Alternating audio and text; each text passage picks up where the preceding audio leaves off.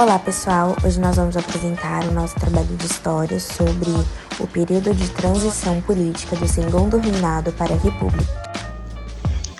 Após quase 70 anos de monarquia, em 15 de novembro de 1889, o Brasil se tornou uma república. Após uma longa tradição política como aquela, qualquer mudança de regime só pode ser explicada por vários e complexos fatores. Na segunda metade do século XIX, o Brasil passou por um processo de transformação na qual a velocidade e a força do mesmo ajudam a explicar o crescente isolamento da monarquia. Esse período monárquico divide-se em 3 fases. A primeira é chamada de Primeiro Reinado, que vai da independência em 1822 à abdicação de Dom Pedro I em 1831. A segunda é conhecida como Regência, que cobre os anos de 1831 a 1840. A última é denominada Segundo Reinado, que vai da antecipação da maioridade de Dom Pedro II em 1840 à proclamação da República em 1889. Trata-se do período mais longo da monarquia brasileira, bem como da fase em que o Império passou por profundas transformações que abalaram a própria ordem vigente. Sob ponto de vista econômico, a segunda metade do século XIX foi marcada pela crise do Vale Paraíba e a emergência dos cafeicultores do Oeste Paulista.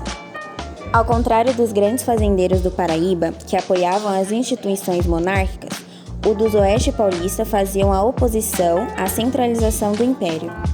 De outro lado, ampliou-se a propaganda republicana. Embora a proposta sempre tivesse tido espaço nas discussões políticas, foi em 1870 que o Partido Republicano foi formalmente criado, no Rio de Janeiro.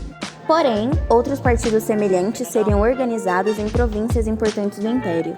Os republicanos históricos criticavam a centralização da monarquia, seu caráter hereditário, o poder excessivo nas mãos de Dom Pedro II, a vitaliciedade do Senado e o sistema político em geral, que excluía a maioria absoluta da população.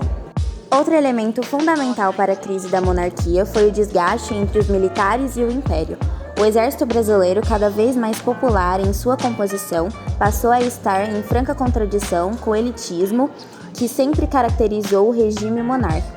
As ideias trazidas da Guerra do Paraguai só alimentaram a disposição militar em purificar os costumes políticos, consolidando a autoimagem do Exército de Salvador Nacional.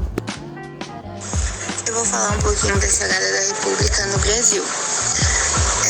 Quando a Guerra do Paraguai acabou, os soldados militares do Brasil voltaram para o Brasil. E como eles tinham vencido a guerra, eles esperavam reconhecimento, esperavam poder falar sobre a guerra com as pessoas. E isso não aconteceu. Dom Pedro II, ele censurou os militares, não deixando eles falarem com jornalistas ou ficar falando sobre a guerra. Nisso, os militares não gostaram, e aí eles se colocaram contra Dom Pedro II desde o final da Guerra do Paraguai, por esse motivo, por Dom Pedro II ter censurado eles. Com a abolição da escravidão, que foi em 1888, Dom Pedro perdeu apoio dos fazendeiros, que era um apoio importantíssimo, naquela época, que eram as pessoas mais ricas que tinham. E ele perdeu o apoio pelo fato da abolição da escravidão, porque os fazendeiros viram seus escravos indo embora, que naquela época eram vistos como objeto, como peça de trabalho, E aí ele viu esses escravos indo embora e eles perguntaram para Dom Pedro se eles iam ter um retorno desse dinheiro, se ele ia indenizar eles. E Dom Pedro falou que eles não iam indenizar o dinheiro e que eles teriam que se virar para conseguir uma nova mão de obra. Assim, os fazendeiros ficaram revoltados e pararam de apoiar Dom Pedro II.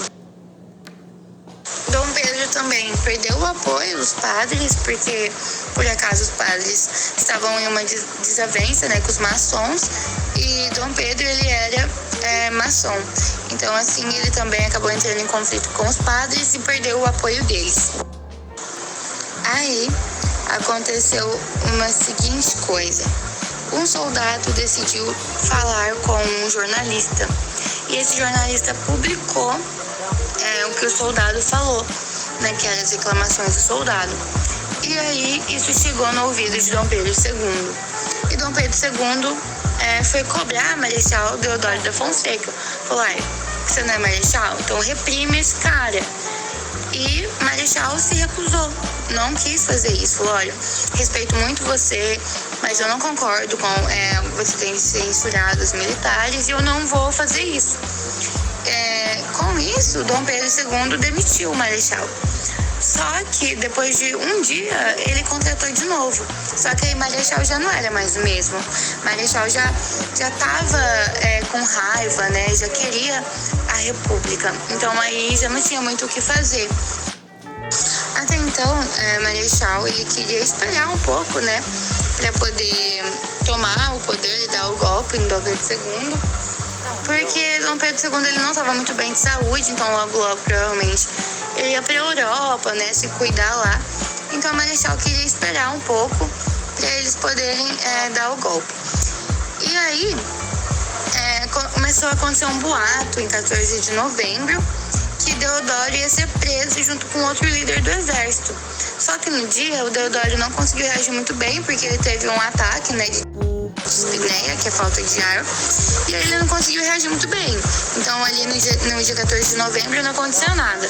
Mas no outro dia 15 de novembro de 1889, ele se preparou, ele colocou sua farda, subiu no seu cavalo, ele foi até o quartel-general da RJ, né, do Rio de Janeiro, e ele disse: viva o imperador, viva a família imperial e viva o exército. E foi isso que ele anunciou. E aí chegou, né, uma pessoa que, né, era insignificante, vamos dizer assim, em Dom Pedro II, que estava na sua fazenda com sua família, e entregou uma carta para ele falando que ele estava banido do Brasil, ele e a família dele. A transição da monarquia para a república foi um golpe dos militares, né, contra Dom Pedro II. E assim, eles tiraram ele do poder e acabou a monarquia aqui no Brasil. São dos monarquistas. Nesse processo, os monarquistas não tiveram êxito em impedir o crescimento da bandeira republicana. No final do século XIX, a monarquia já dava claros sinais de ser um sistema incapaz de conciliar as velhas e novas demandas, atendendo satisfatoriamente os setores conservadores, sem, contudo, ignorar a força crescente dos militares das camadas médias urbanas que surgiram com o aumento das cidades, notadamente em São Paulo, e todos os fazendeiros do Oeste Paulista. Assim como todos em toda fase de intensa transformação, os primeiros anos da República foram marcados pelas dissensões, pelas divergências e pelas disputas em torno do caminho a seguir e da conciliação dos diferentes interesses das forças que sustentavam o novo regime. Os monarquistas conseguiram aproveitar habilmente as brechas no bloco político que apoiavam a República. Em várias ocasiões, como na Revolta da Armada, as figuras identificadas como a monarquia souberam compor com os elementos descontentes com os primeiros governos republicanos para lutar contra o novo regime. Em favor da restauração da monarquia, com o passar do tempo, porém, não conseguiram manter o mesmo espaço que tiveram outrora, sendo derrotados pelos militares e civis que exerceram os primeiros mandatos presidenciais.